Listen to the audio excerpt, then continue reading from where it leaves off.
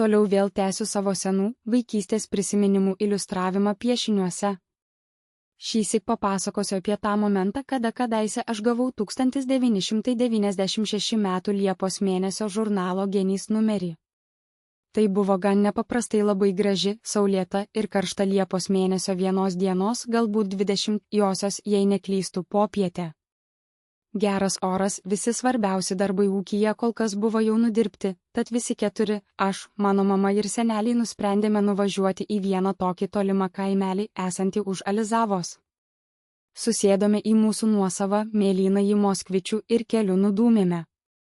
Stabtelėjus prie mūsų pašto dėžutės, pakeliui aš dar paėmiau laikraščius ir dideliai savo nuostabai, tarp jų radau ir naująjį Liepos mėnesio Genio numerį.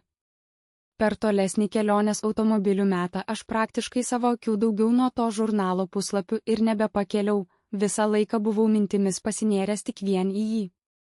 Pamenu gerai, kaip aš kvatojausi garsiai, kada vos atvertęs žurnalą, iškart radau juokingą komiksą su kiškiu ir lapino nuotykiais, ir jis man tada buvo tikrai be galo juokingas. Paskui buvau tikrai rimtai priblokštas iš netikėtumo, kad šio numerio turinys yra išskirtinai kitoniškas. Jis visas vien tik apie indėnus. Daug ten buvo visko prirašyta ir apie indėnų anuometinę gyvenimo buitį, ir apie jų karus, išrastus dalykus bei dar kitokių įdomių faktų.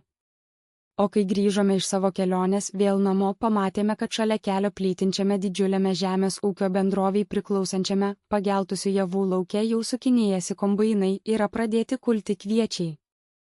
Dar pasakysiu, kad šiaip šitas numeris niekada nebuvo tarp mano pačių mylimiausių, nes ir taip aš niekada vaikystėje pernelyg nemėgau žaisti su vaikais indėnus. 1996 m. Liepa.